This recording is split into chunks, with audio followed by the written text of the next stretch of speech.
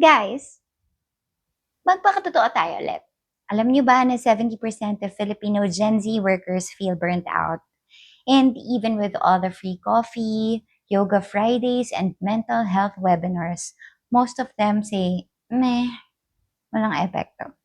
Why? Because the problem isn't the perks. It's psychological safety. That's the missing link between happy employees and sustainable businesses. Kaya today, we will try to break down three psychosafe rules so that any SME can start using right away. What if I told you these rules won't cost any peso? Yes, zero budget. But they can transform your culture from toxic to thriving. Especially if you're trying to retain Gen Z employees. This could be the real deal. Okay, pause muna tayo. Ano ba talaga ang ibig sabihin ng psychological safety?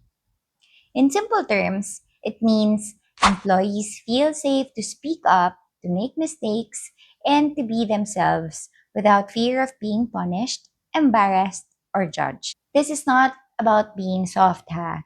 In fact, Harvard professor Amy Edmondson, who first coined the term in 1999, describes psychological safety as the foundation of high performing teams. Because when people aren't hiding mistakes or holding back ideas, they can innovate faster and solve problems better.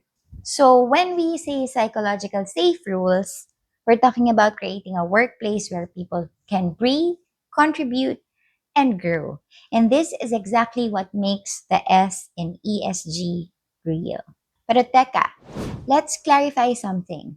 Millennials versus Gen Z, magkaiba sila. So, magkaiba rin usually ang treatment sa kanila. Millennials are those born between 1981 to 1996. Ito yung mga lumaki during rapid tech growth, but also financial instability. So, think 2008 crash. They value stability, career growth, and work-life balance. So, they'll stick around if they see security and development. Gen Z naman are those born between 1997 to 2012. Ito yung mga digital natives. They grew up with TikTok, climate change headlines, and mental health awareness. For them, it's not just a job. They want purpose, mentorship, and authenticity. They'll leave you in a snap if they feel unvalued or unsafe. That's why the old school command and control style, it won't work with Gen Z. Kasi Gen Z will simply say, bye po, ang toxic niyo po. So if you want to bridge the gap, you need to create a psychologically safe environment where they can thrive. How do we do this? First, we normalize the flop. I call this okay to fail check-in. Diba? When someone makes a mistake, don't point fingers. Don't say, sino ang may kasalanan? Instead, ask, what did we learn from this? This is huge for Gen Z. Remember, they grew up in a world where mistakes online can go viral instantly. So, they're naturally more anxious about failure. So, if you punish errors harshly, they will shut down. But if you say mistakes are learning moments, you build a culture of curiosity, not fear. And let me tell you, fear kills innovation. Safety sparks it. Next, try to do the 10-minute walk and talk policy. Eto siya. Millennials like structure. They will appreciate formal mentorship. Pero the Gen Z, they want authenticity. They want to know their boss sees them as humans, and not as robots. So once a week, try to spend 10 minutes with each team member. No agenda, no KPIs, just kamustahan. Ask them, how are you outside of work? Or what's something you're excited about? This costs nothing, but the ROI is loyalty.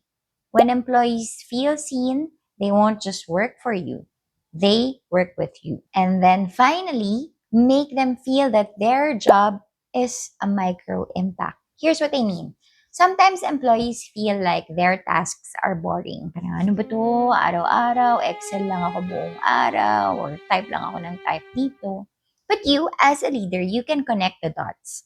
Tell them, because you optimize the spreadsheet, or you fix the data, maayos natin nare-release yung inventory or maayos natin assess yung mga kailangan i-assess kasi hindi sabog. Give them a purpose.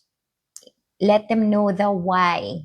Why are they doing the job? This flips the script. Suddenly, they're not just doing admin work. They feel like they are contributing to a bigger purpose. That's how you transform the S in ESG from jargon into reality. Kaya, guys, psychological safety is not a buzzword. It's the bridge between employee happiness and their ESG goals. Ano-ano ba to ulit? Normalize the flop. Wag magbe-blame. Stop the silent treatment. Try to talk to them, kamustahan genuinely. And connect their work to the world. Give them purpose. Apply these 3 psychosafe rules and you'll see your people stay longer, innovate more, and drive your sustainability forward. Now, if you feel like meron kang natutunan dito sa video na to, syempre, apply it on your own business, diba? Or, if you can, please share this video to your friends whom you feel like may makakuha din from this video. And if you haven't yet, subscribe kayo dito sa channel kasi marami pa tayong pag-uusapan similar to this because the goal is we help you grow your business responsibly and sustainably. And of course, don't forget to like and share this with a fellow business owner. Kasi nga, sharing is caring. Because happy employees don't just stay. They make your business sustainable. So, thank you guys for tuning in again and I hope to see you again next week. See you again. Bye!